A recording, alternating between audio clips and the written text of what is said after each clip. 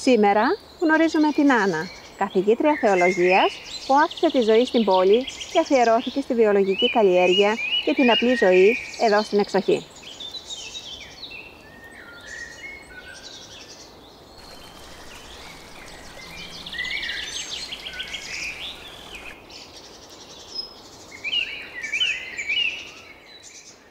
Μιας που ήρθατε στο αγρόκτημά μας, ελάτε να φτιάξουμε παρέα ένα παραδοσιακό φυσικό γλύκισμα, το παστέλι. Θα χρειαστούμε 2 φυσικά συστατικά, σουσάμι και μέλι δάσους από το αγρόκτημά μας. Τα συστατικά, η αναλογία είναι περίπου 50% σουσάμι με 50% μέλι. Προς το τέλος της διαδικασίας μπορεί όποιος θέλει να προσθέσει και μια τσιμπιά αλάτι για την νοστιμάδα. Οπότε ξεκινάμε τη διαδικασία μας. Βάζουμε το τηγάνι μας, ανάβουμε τη φωτιά και ρίχνουμε το σουσάμι μας να το καβουρδίσουμε. Δεν θέλει πάρα πολύ δυνατή φωτιά, γιατί μπορεί να αρπάξει αμέσως το σουσάμι και να μας καεί. Σε μέτρια φωτιά, ανακατεύουμε συνεχώς μέχρι να χρυσίσει το σουσάμι μας. Τα υλικά που χρησιμοποιούμε προέρχονται απευθείας από τη φύση. Είναι το σουσάμι, είναι ελληνικό προϊόν, πλούσιο σε φυτικές ίνες, σε ασβέστιο, μας δίνει άμεση τόνωση και ενέργεια. Και μετά είναι και το μέλι μας, το οποίο προέρχεται από το αγρόκτημά μας, είναι βιολογικό μέλι παραγωγής μας. Η συγκεκριμένη ποικιλία είναι μέλι δάσους, μέλι βελανιδιάς και αγριολούλουδα. Θεωρώ ότι θα πρέπει να είναι όσο πιο αγνά και φυσικά γίνεται στα πλαίσια μιας ισορροπημένης διατροφής, για να μπορούμε να έχουμε ευζοία και μακροζωία. Ακόμα περισσότερο και για τα παιδιά μας, να τους δίνουμε ωραία παραδείγματα, να μπορούν να τρέφονται με υγιεινά σνακ κάθε στιγμή της μέρας. Το παστέλι ήταν γνωστό από την αρχαιότητα και το έδιναν στους στρατιώτες πριν τη μάχη για άμεση τόνωση και ενέργεια και δύναμη να αντέξουν, να ανταπεξέλθουν στις μάχες. Αργότερα, μετά τα χρόνια του πολέμου, το παστέλι το σέρβιραν στα τοπικά καφενεία, στις στάσεις των τρένων, μαζί με ελληνικό καφέ. Ήταν ένα προϊόν το οποίο το έφτιαχναν, ήταν προϊόν ημέρας και το έδιναν χωρίς συσκευασία, έτσι στο χέρι. Και άρεσε πάρα πολύ στους ταξιδιώτες. Θεωρώ πάρα πολύ σημαντικό να μπορούμε να διατηρούμε αλλά και να συνεχίζουμε την παράδοσή μας. Είναι ένα προϊόν από τα πιο παραδοσιακά γλυκίσματα της Ελλάδος που κάποτε το έδιναν και ως κέρασμα στους γάμους και στις νύφες. Οπότε θεωρώ πάρα πολύ σημαντικό και πάρα πολύ ωραίο να μπορούμε εμείς η νέα γενιά να το συνεχίζουμε και να το μεταλαμπαδεύουμε και στα παιδιά μας. Αγαπώ την παράδοση και θέλω πάρα πολύ όσο μπορώ με το μικρό μου λιθαράκι να τη συνεχίσω. Αυτό το μείγμα στο ταψάκι μας που είναι περίπου 25x18 θα βγάλει γύρω στα 18 παστέλια. Και ο καθένας μπορεί να το κόψει ό,τι σχήμα θέλει. Επίσης μπορεί κανείς να προσθέσει έξτρα αρώματα αν θέλει για το σπίτι του, ίσως κανέλα. Επίσης να επισημάνω εδώ ότι παλιά το σέρβιραν σε φύλλα εσπυριδοειδών για το άρωμα που έδινε στο παστέλι. Ήταν πάρα πολύ ωραίο. Είναι μια πάρα πολύ ωραία επιλογή για τα διαλύματα στη δουλειά. Είναι μια πάρα πολύ ωραία θρεπτική και νόστιμη επιλογή για το σχολικό κολατσιό των παιδιών μας. Μας γεμίζει ενέργεια, βιταμίνες και φυτικές ίνες. Και αφού έχει αρχίσει να χρυσαφίζει το σουσάμι μας, θα το αφαιρέσουμε από τη φωτιά.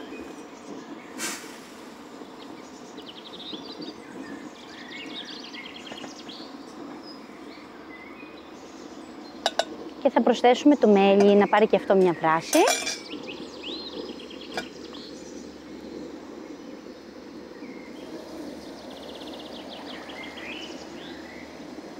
Και κάθε νοικοκυρά μπορεί να χρησιμοποιήσει ό,τι η ποικιλία μελιού της αρέσει. Και ανθέων και ελάτης, ό,τι μας αρέσει.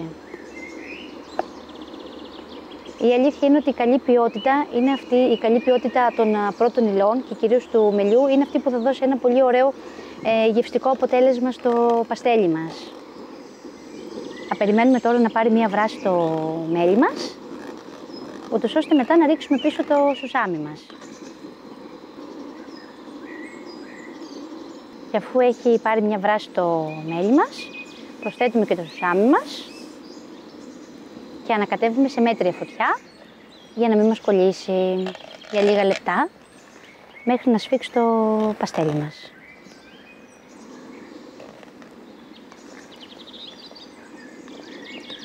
Σχομυρίζει ο τόπος από το παστέρι σου. Μυρίζει πάρα πολύ ωραία, η αλήθεια είναι.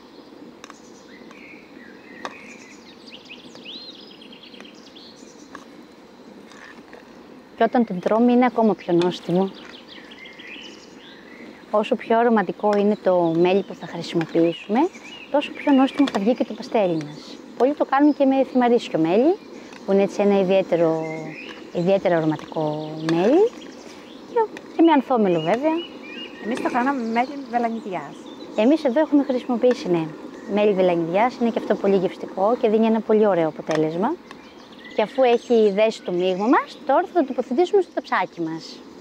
Παίρνουμε το ταψάκι μας και αφού έχουμε στρώσει τη λαδόκολά μας, παίρνουμε το μείγμα και πάμε να το ρίξουμε.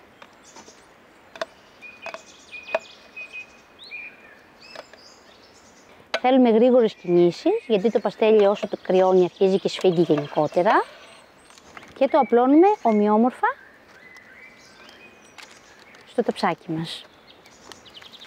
Το πατάμε καλά, το στρώσουμε όσο πιο ομοιόμορφα γίνεται. Και τώρα αφού ολοκληρώσαμε το στρώσιμο με το κουτάλι μας, θα βάλουμε από πάνω άλλη μία λαδόκολα και το μικρό μας πλάστη για να το απλώσουμε λίγο καλύτερα. Παίρνουμε τη λαδόκολα, το στρώνουμε και το πιέζουμε από πάνω.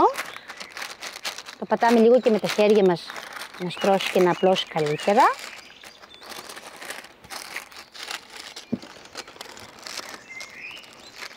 Και ρολάρουμε για να το κάνουμε ομοιόμορφο κυλίο.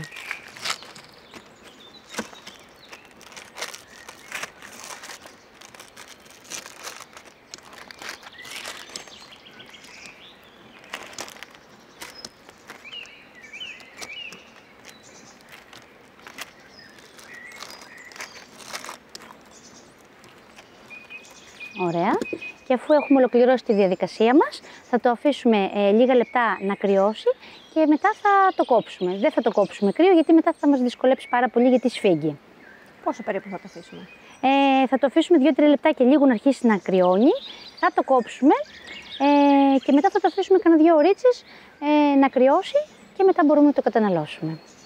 Αφού έχει κρυώσει λιγάκι, αφαιρούμε τη λαδόκολά μας και πάμε για να κόψουμε σε ό,τι σχήμα θέλουμε το παστέλι μας.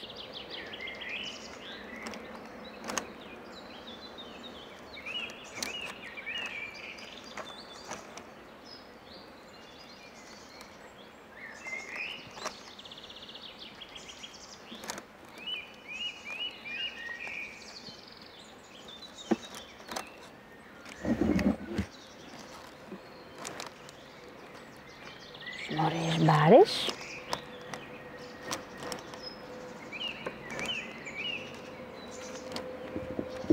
Το παστέλι μας είναι έτοιμο. Θα το αφήσουμε 2-3 ωρίτσες να κρυώσει και αφού κρυώσει λιγάκι και σφίξει, μπορούμε να το καταναλώσουμε απευθείας ή να το αποθηκεύσουμε και σε ένα σκεύος αεροστεγός και να το καταναλώνουμε κατά τη διάρκεια του χρόνου.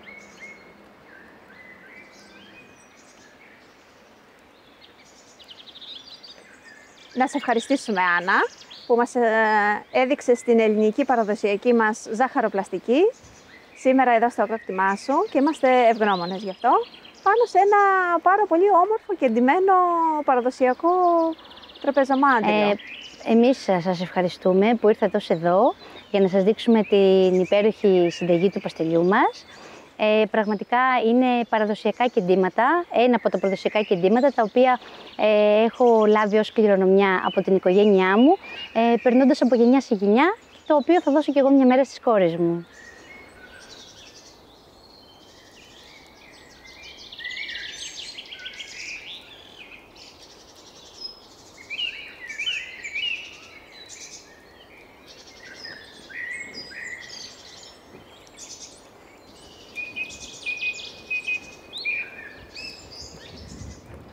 Άννα, τι έχεις φυτέψει εδώ στο αγρόκτημα?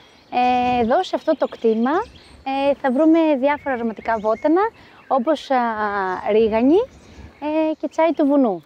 Εδώ τώρα περπατάμε ανάμεσα σε πιο μικρά φυτόρια και όπως το λέει και το όνομά της, η ρίγανη που προέρχεται από τις λέξεις όρος και γάνος είναι η λαμπρότητα των βουνών, η χαρά των βουνών. Είναι γνωστή από την αρχαιότητα και μάλιστα η αλήθεια είναι ότι όταν κάποιο ζώο τραυματίζονταν από βέλος, μασούσε άγρια ρίγανη και πουλώνονταν η πληγή από το βέλος. Έχει πάρα πολλές θεραπευτικές ιδιότητες, είναι πλούσια σε ασβέστιο, σε βιταμίνη C και μας βοηθάει πάρα πολύ. Και φυσικά και στη μαγειρική μας. Τα καλλιεργείς όλα μόνη σου αυτά τα βότανα, Άννα? Φυσικά είναι όλα τα βότανά μας, όλα τα βότανα δικής μας παραγωγής και μάλιστα είναι βιολογικά πιστοποιημένα. Έχουν όλα τον κόπο μας. Κατά καιρούς βέβαια μπορεί να υπάρξει και κάποια φθορά, κάποια βότανα να τα χάσουμε. Φυσικά τα αναπληρώνουμε και αυτά είναι στα πλαίσια της ζωής, γιατί επηρεάζονται πάρα πολύ από τις καιρικές συνθήκες. Εδώ όπως βλέπετε έχουμε τσάι του βουνού σιδηρίτη, καλλιεργούμε τις ποικιλίες Ολύμπου και Παρνασσού. Είναι έτσι κάπως ιδιαίτερα ευαίσθητο, το ποτίζουμε συχνά, το φροντίζουμε, το βοτανίζουμε. Είναι και αυτό ένα από τα αγαπημένα μας βότανα, πλούσιο σε θρεπτικά συστατικά. Γνωστό και αυτό από την αρχαιότητα, μας βοηθάει πάρα πολύ στο ανοσοποιητικό μας, στον πονόλαιμο, στο βήχα, έχει πλούσιο ασβέστιο, μας βοηθάει στην οστεοπόρωση και πολλά άλλα ωφέλη. Αρχίσαμε να χρησιμοποιούμε τα βότανα μέσα από την παρατήρηση των ζώων, όπου όταν νοσούσαν, ενστικτωδώς τα χρησιμοποιούσαν, ενστικτωδώς κατανάλωναν συγκεκριμένα βότανα και γίνονταν καλά. Οπότε και εμείς μέσα από αυτή την παρατήρηση αρχίσαμε να τα αξιοποιούμε και να τα χρησιμοποιούμε στην καθημερινότητά μας. Μας χοβολάει ο τόπος. Και όπως είπε και ο Αριστοτέλης, η φύση δεν κάνει τίποτα μάταιο ούτε ατελές. Εδώ πάλι έχουμε μεγαλύτερα φυτόρια ρίγανης. Όπως βλέπετε δεν έχει ανθίσει ακόμα. Είμαστε περίπου στο μετέχμιο, περιμένουμε να ανθίσει για να αρχίσει και η συγκομιδή της ρίγανης. Πιστεύεις στη δύναμη των βοτάνων, Άννα? Φυσικά πιστεύω στη δύναμη των βοτάνων. Τα βότανα είναι γνωστά, όπως ξαναείπα, από την αρχαιότητα. Τα χρησιμοποιούσαν, αποτέλεσαν τη βάση της ιατρικής και της φαρμακευτικής. Έτσι και εμείς σήμερα προσπαθούμε στην καθημερινότητά μας να αντιμετωπίζουμε έτσι, κάποια προβλήματα με τα βότανά μας. Όμως φυσικά σε καμία περίπτωση δεν καταναλώνουμε μόνο βότανα και φυσικά όταν υπάρχει κάποιο πρόβλημα υγείας συμβουλευόμαστε το γιατρό μας ή το φαρμακοποιό μας. Τα βότανα, Άννα, τα χρησιμοποιείς στην κουζίνα ή φτιάχνεις σε κάποια ροφήματα? Ανάλογα τα βότανα, πολλά από τα βότανα χρησιμοποιούνται και ως ρόφημα, αλλά και στη μαγειρική μας. Είναι διπλή η χρήση τους. Φτιάχνουμε και πολύ ωραία μείγματα βοτάνων σε τσάι και μου δίνετε μια πολύ ωραία ευκαιρία κάπου εδώ να σας πω και τη δημιουργία ενός καινούργιου προϊόντος στο αγρόκτημά μας. Ένα μείγμα βοτάνων ως τσάι σε φίλτρα τσαγιού, το οποίο θα περιέχει 5 διαφορετικά βότανα, τσάι του βουνού, χαμομήλι, θυμάρι, φασκόμηλο και ένα καινούργιο βότανο για εμάς. Καλωσορίζουμε ένα καινούργιο βότανο στο αγρόκτημά μας, τη Λουίζα. Θα είναι ένα βότανο υγείας, ένα βότανο ηρεμίας και ευεξίας. Σε ένα αγρόκτημα σαν το δικό σου όλα εδώ μοιάζουν θεραπευτικά και για το σώμα και για την ψυχή, έτσι δεν είναι, Άννα? Νομίζω ότι το έθεσες πάρα πολύ ωραία και μόνο που έρχεσαι εδώ νωρίς το πρωί και ακούς τους ήχους της φύσης, την απόλυτη ησυχία, το ριάκι να κυλάει, τα πουλιά να κελαϊδούν. Νομίζω ότι θεραπεύεται πρώτα απ' όλα η ψυχή και μετά κάνεις ένα τόσο πολύ όμορφο περιβάλλον της εργασίας σου. Νομίζω μόνο κόπο δεν αισθάνεσαι. Εδώ, Άννα, έχεις τις μέλισσές σου. Τι όμορφο που είναι όλο αυτό. Εδώ έχουμε τις παραφιάδες από τα μελισσάκια μας. Είναι μικρά νεογέννητα μελίσια που έχουμε ξεκινήσει να φτιάχνουμε αυτή την περίοδο. Πόσο καιρό ασχολείσαι με τη μελισσοκομεία? Ασχολούμαστε από την πρώτη στιγμή με τη μελισσοκομεία, όπως ξεκινήσαμε το αγρόκτημα, καθώς το μέλι είναι ένα προϊόν που αγαπούσα, όπως θυμάμαι τον εαυτό μου από μικρή. Το είχα καθημερινά στη διατροφή μου, δεν έλειπε ποτέ. Έτσι ξεκινήσαμε λοιπόν τη μελισσοκομεία αρχικά για εμάς, για τους ίδιους, για το σπίτι μας, για το δικό μας μέλι, και σιγά σιγά μεγαλώσαμε σιγά σιγά τα μελισσάκια μας για να μπορούμε να προμηθεύουμε και τον κόσμο αγνό βιολογικό μέλι από το αγρόκτημα. Ήταν εύκολο να το μάθεις? Η αλήθεια είναι ότι η ενασχόληση με τα μελίσια δεν είναι ιδιαίτερα εύκολη. Έχει τις δυσκολίες του, έχει κινδύνους θα έλεγα, δεν είναι εύκολο χόμπι, να το πω έτσι σε εισαγωγικά. Όμως η γνώση δεν σταματάει ποτέ, έχουμε πολλή όρεξη και πολλή αγάπη για τις μέλισσες, τις αγαπάμε πάρα πολύ, τις φροντίζουμε, γιατί χωρίς αυτές δεν θα μπορούμε να έχουμε μελλοντικά καρπούς. Η μέλισσα αποτελεί τον πιο σημαντικό επικονιαστή της φύσης, των καρπών, των λαχανικών μας, όλων των ανθρώπων, όλων των καλλιεργειών. Γι' αυτό οφείλουμε να την σεβόμαστε και να τη φροντίζουμε με αγάπη. Άννα, εκτός από το μέλι, τι σου προσφέρουν οι μέλισσες?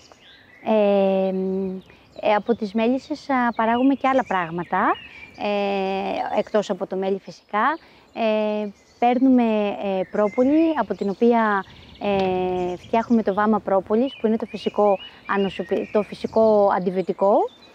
Επίσης κόβουμε κερίθρες με μέλι, που και αυτή είναι πάρα πολύ καλή. Παίρνουμε και το κεράκι, που είναι εξαιρετικό, από το οποίο φτιάχνουμε τις κεραλιφές μας, τα μπάλμ και τα χείλη, στικ και διάφορα άλλα προϊόντα. Εδώ έχεις ελιές, μου φαίνονται φροντισμένες. Ναι. Τι ποικιλία είναι? Οι ελιές μας είναι κορονέικης ποικιλίας, βγάζουμε εξαιρετικό παρθένο ελαιόλαδο, πάντα βιολογικής καλλιέργειας, με πολύ χαμηλή οξύτητα. Είναι ένα ελαιόλαδο πάρα πολύ νόστιμο, φρουτώδες, με απαλή λίπια γεύση και ισορροπημένη πικράδα θα έλεγα, όπως αρμόζει στο εξαιρετικό παρθένο ελαιόλαδο.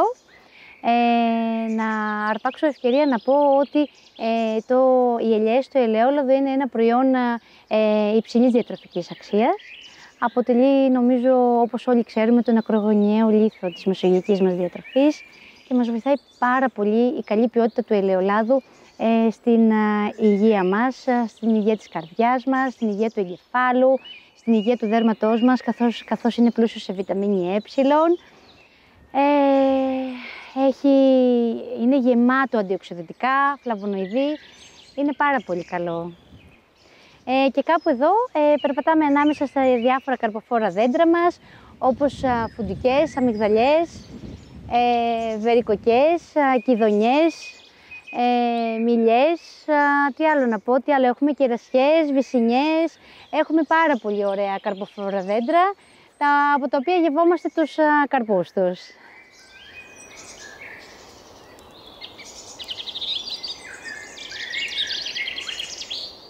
Άννα, πριν έρθεις εδώ, πώς ήταν η καθημερινότητά σου? Η αλήθεια είναι ότι όταν τέλειωσα το σχολείο, έφυγα στην Αθήνα για τις σπουδές μου. Πέρασα στο Τμήμα Κοινωνικής Θεολογίας στο Καποδιστριακό Πανεπιστήμιο Αθηνών, όπου εκεί ολοκλήρωσα τις σπουδές μου. Έπειτα από αυτό παρέμεινα στην Αθήνα για να εργαστώ. Εργάστηκα κάποια χρόνια ως γραμματική υποστήριξη σε ξενόγλωσσο φροντιστήριο.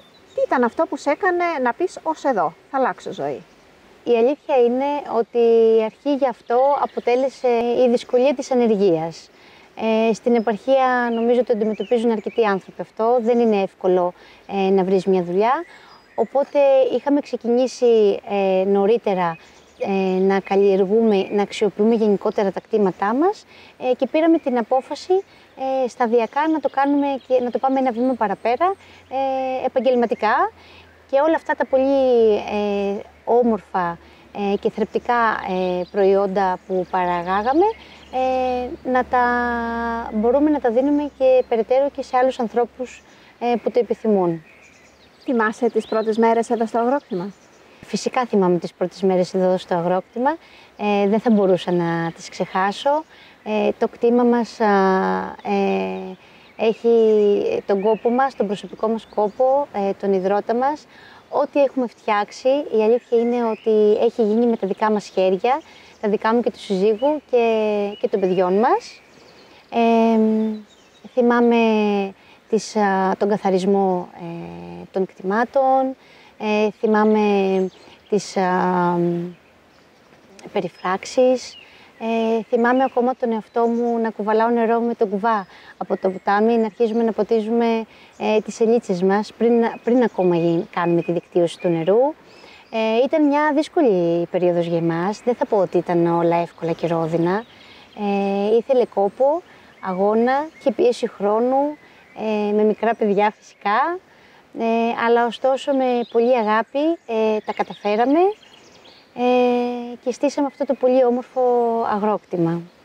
Αυτή η αλλαγή στη ζωή σου σε φόβησε ή την αγκάλιασες από την αρχή? Δεν με φόβησε τίποτα. Ήταν κάτι που μας άρεσε και το αγκαλιάσαμε από την πρώτη στιγμή. Μας άρεσε από πάντα η φύση, η ανασχόληση με τη φύση. Επιζητούσαμε έναν πιο υγιεινό τρόπο ζωής για εμάς και για τα παιδιά μας. Οπότε ήταν κάτι που μας άρεσε από την πρώτη στιγμή. Πώς συνδέεται η θεολογία με τη ζωή κοντά στη φύση? Η αλήθεια είναι ότι μέσα στη θεολογία, η θεολογία διδάσκει την πίστη, την ηρεμία, την υπομονή, πράγματα τα οποία βρίσκεις μέσα στη φύση και η φύση θέλει την υπομονή της, θέλει να δώσεις τον κόπο σου,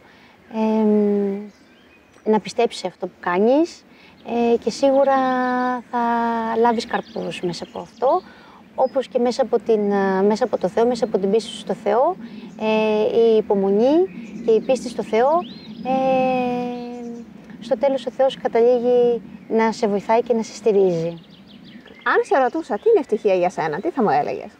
Ευτυχία για εμένα είναι να περπατάω ανάμεσα στα μονοπάτια και να ανακαλύπτω νέους μικρούς φυσικούς θησαυρούς, ακόμα ανάμεσα και στα τσιμέντα της πόλης, στις ρογμές των πεζοδρομίων, να βρίσκω ακόμα και εκεί μικρούς φυσικούς θησαυρούς. Επίσης, ευτυχία για εμένα είναι να περπατάω στους δρόμους της πόλης και να με σταματάνε άνθρωποι που εγώ δεν γνωρίζω, αλλά που εκείνοι με έχουν μάθει μέσα από τη δουλειά μου και να με ρωτάνε τη γνώμη μου γύρω από τα προϊόντα μου. Ευτυχία για εμένα είναι η ζεστή μεγάλη αγκαλιά που με περιμένει το βράδυ στο σπίτι, η αγκαλιά της οικογένειάς μου. Ευτυχία για εμένα θα είναι μελλοντικά ίσως να καταφέρουμε με την οικογένειά μου να φτιάξουμε ένα πολύ μικρό σπιτάκι κάπου εδώ ανάμεσα στο αγρόκτημα και να ζήσουμε το υπόλοιπο της ζωής μας. Απλά καθημερινά πράγματα. Εκεί κρύβεται η ευτυχία. Εδώ τι έχουμε, Άννα? Εδώ έχουμε ένα πολύ ωραίο μπουκέτο από αρωματικά βότανα από το αγρόκτημά μας, δεντρολίβανο, ανθισμένη ρίγανη, φασκόμηλο, χαμομηλάκι, λαδάνια. Πάρα πολύ ωραία, θεραπευτικά βότανα. Και νομίζω πως ήρθε η ώρα να δοκιμάσουμε το παστέλι μας αφού έχει κρυώσει. Περιμένω να μου πεις τη γνώμη σου.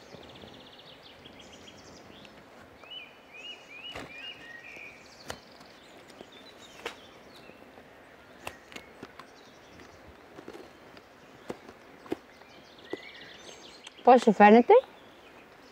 Το κέρασμά σου, Άννα, σήμερα είναι καταπληκτικό. Σε ευχαριστώ πάρα πολύ. Να είσαι καλά, να δημιουργείς πάντοτε, εδώ κοντά στη φύση. Σε ευχαριστώ πάρα πολύ. Είναι οι πρώτες ύλες, τα αγνά μας προϊόντα που αναδεικνύουν το τελικό προϊόν. Η Άννα δεν έφυγε απλώς από την πόλη. Γύρισε πίσω σε κάτι πιο αυθεντικό. Σε έναν τρόπο ζωής που μυρίζει χώμα και μέλι, που ακούγεται σαν θρώισμα φύλων και βοητό μελισσών. Εδώ, κάθε μέρα είναι μια μικρή προσφορά. Στη γη, στον άνθρωπο, στο φως. Δεν είναι εύκολη ζωή, αλλά είναι αληθινή και γι' αυτό γεμάτη. Αν κάτι παίρνουμε φεύγοντας από το αγρόκτημα της Άννας, είναι πως η απλότητα δεν είναι φτώχεια. Είναι πλούτος. Και η επιστροφή στη φύση δεν είναι φυγή, αλλά βαθιά επιστροφή στον εαυτό μας. Σας ευχαριστούμε πάρα πολύ για την όμορφη επίσκεψη και την ξενάγηση σε αυτό το κομμάτι του αγροκτήματός μας. Ένα μικρό αρωματικό ενθύμιο από εμάς για εσάς. Σε ευχαριστούμε πάρα πολύ, Άννα μου. Σε ευχαριστούμε πάρα πολύ και είναι πανέμορφο. Το καλύτερο δώρο που θα μπορούσες να μας κάνεις. Σε ευχαριστώ πάρα πολύ. Μας χωμυρίζει ο τόπος. Και μόλις αποξηρωθούν θα είναι ακόμη πιο έντονο το άρωμά τους.